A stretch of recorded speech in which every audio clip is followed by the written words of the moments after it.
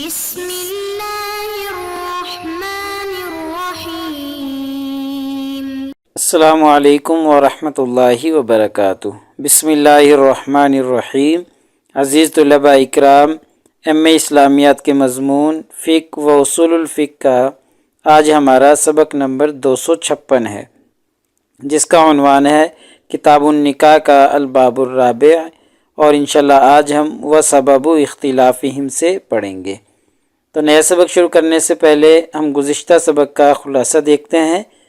پچھلے سبق میں ہم نے سب سے پہلے عبارت کا ترجمہ اور عبارت کی مختصر تشریح پڑھی تھی، اور مختصر تشریح کے دوران ہم نے اختلاف کا سبب جاننے کی کوشش کی تھی کہ فقہا کے درمیان میں جو وقت کے بارے میں، نفقہ کے وقت کے بارے میں اختلاف ہوا تھا، اس اختلاف کا سبب کیا تھا۔ ایسے ہی چوتھا باب ہم نے پچھلے سبق میں شروع کیا تھا، اور چوتھا باب تھا حقوق زوجیت کے بارے میں، اور حقوق زوجیت میں فقہا کا اختلاف تھا۔ کچھ مسائل میں ان کا ہم نے تذکرہ کیا تھا، اور 4 مقامات جو ہیں مصنف نے اختلافی بتلائے تھے، جن میں نفقہ کا وقت ہے، کس کو دیا جائے گا، کون دے گا اور کتنا دے گا، یہ 4 مقامات مصنف نے بتلائے تھے، اور ہر ایک کی پھر مصنف نے تفصیل شروع کی تھی۔ تو پچھلے سبق میں ہم نے نفقہ کا وقت دیکھا تھا، اور اس میں فقہا کا اختلاف دیکھا تھا کہ فقہا کے درمیان میں یہ اختلاف واقع ہوا تھا۔ تو آج کے اس سبق میں انشاءاللہ ہم سب سے پہلے عبارت کا ترجمہ اور عبارت کی مختصر تشریح دیکھیں گے، اور مختصر تشریح کے دوران اختلاف کا سبب جاننے کی کوشش کریں گے کہ جو وقت کے بارے میں فقہا کا اختلاف ہوا تھا کہ کس وقت دیا جائے گا یا کس وقت واجب ہوگا، تو اس کے بارے میں جو فقہا کا اختلاف ہوا ہے، اس اختلاف کا سبب کیا ہے، انشاءاللہ تفصیلاً دیکھیں گے۔ ایسے ہی دوسرا جو اختلافی مسئلہ ہے وہ نفقہ کی مقدار کے بارے میں ہے کہ کتنا نفقہ شوہر کے اوپر دینا واجب ہے۔ تو نفقہ کی مقدار کے بارے میں آج ہم تفصیلی گفتگو کریں گے، اور نفقہ کی مقدار کے بارے میں فقہا کے مختلف اقوال ہیں، فقہا کا اختلاف ہے، تو انشاءاللہ ہم اختلاف کی وضاحت کریں گے۔ ایسے ہی اختلاف کا سبب بھی جاننے کی کوشش کریں گے کہ فقہا کے درمیان میں جو یہ اختلاف واقع ہوا ہے، یہ کس وجہ سے واقع ہوا ہے۔ اور ایسے ہی آج کے سبق میں مصنف نے آخر میں ایک چھوٹا سا مسئلہ، ذیلی مسئلہ ہے، یہ ذکر کیا ہے کہ کیا عورت کے خادم کا نفقہ بھی شوہر کے اوپر واجب ہے یا واجب نہیں ہے۔ تو انشاءاللہ اس کے بارے میں ہم گفتگو کریں گے۔ چلیے دیکھتے ہیں، یہ آج کی ہماری عبارت ہے۔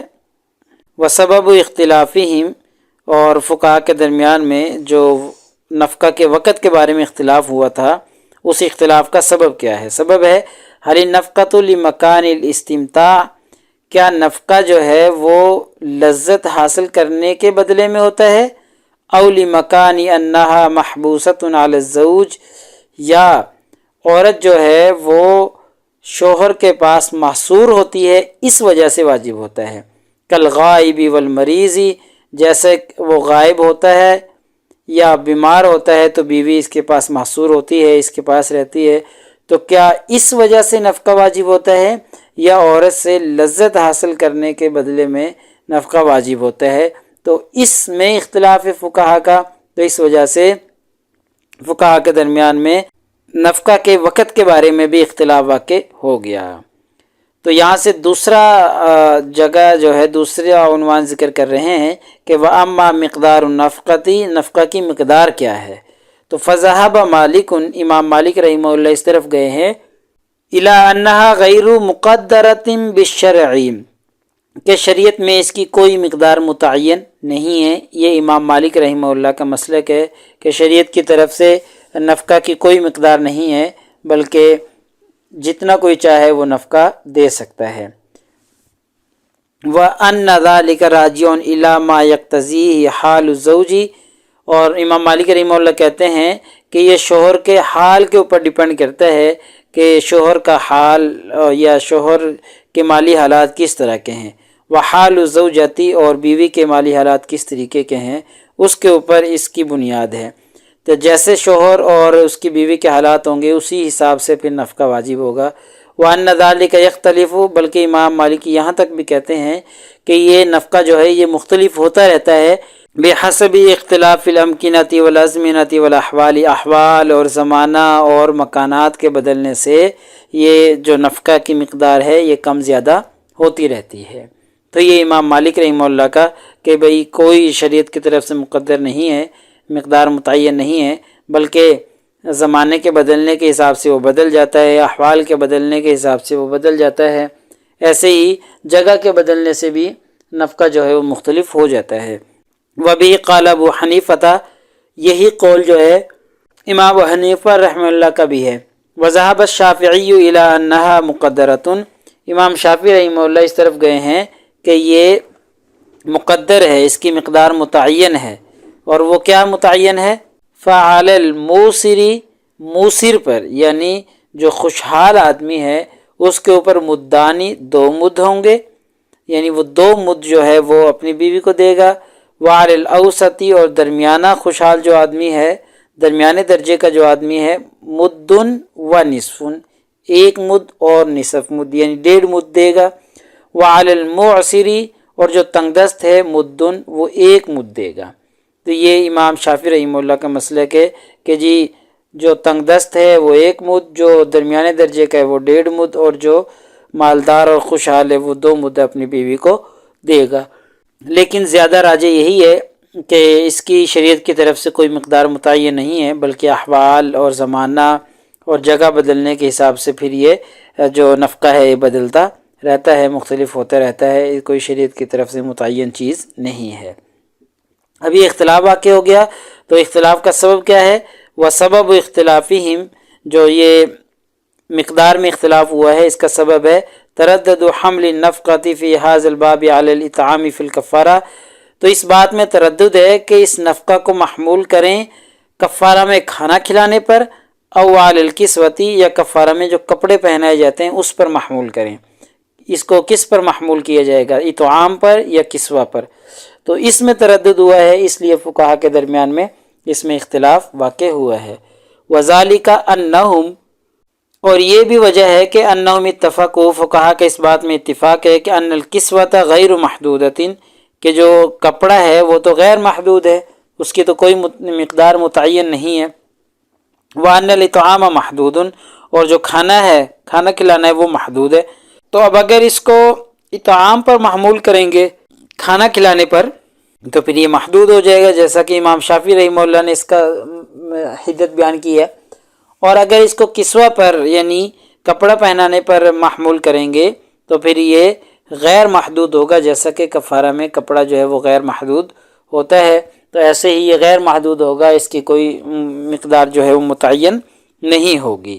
تو اس لیے فقہا کے درمیان میں اختلاف واقع ہوا ہے، کیونکہ تردد ہو گیا ہے کہ نفقہ کو اطعام فی الکفارہ پر محمول کریں یا کسوہ یعنی کفارہ میں کپڑا پہنانے پر محمول کریں، کس پر محمول کریں، تو اس لیے فقہا کے درمیان میں اختلاف واقع ہوا ہے۔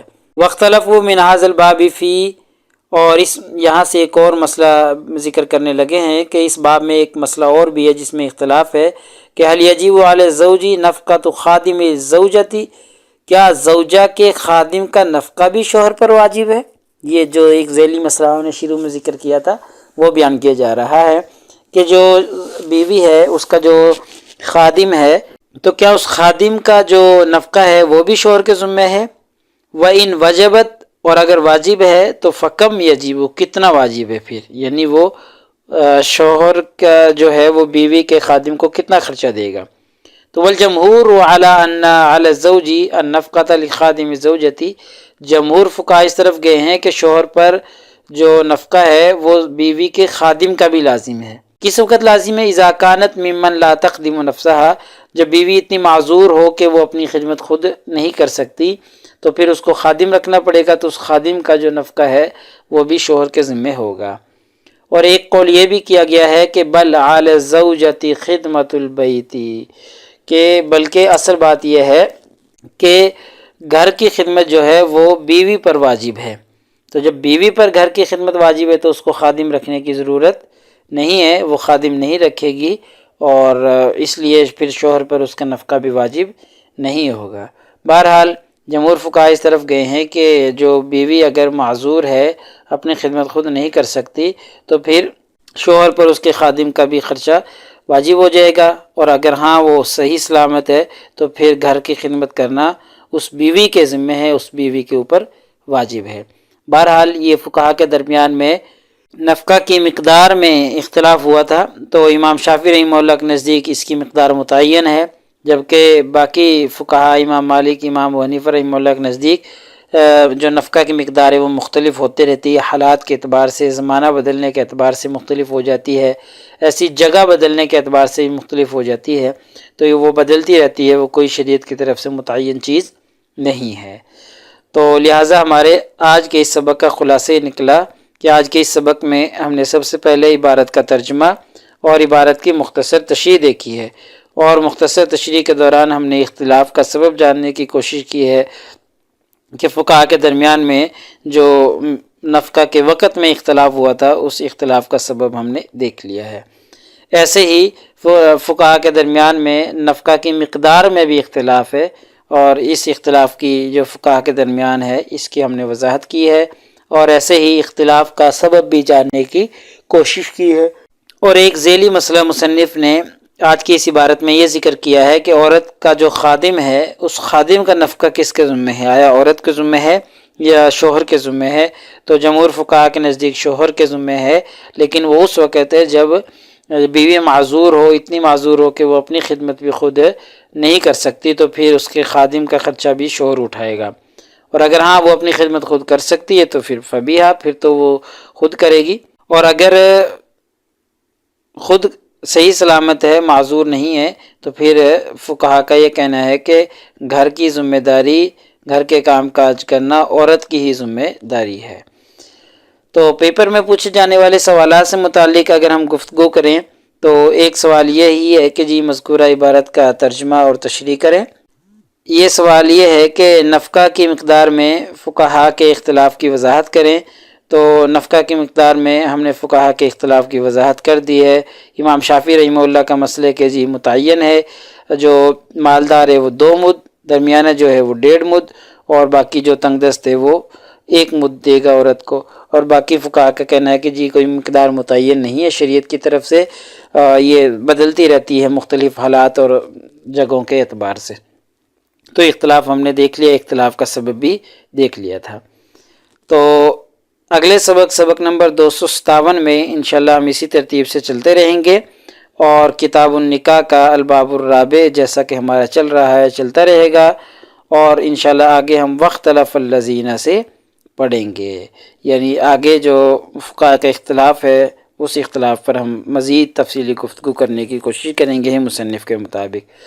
جزاکم اللہ خیر۔ السلام علیکم ورحمۃ اللہ وبرکاتہ۔ اللہ پاک آپ سب لوگوں کا حامی و ناصر ہو۔ اگلے سبق تک اجازت چاہتا ہوں۔ اللہ تعالیٰ آپ سب لوگوں کا حامی و ناصر ہو۔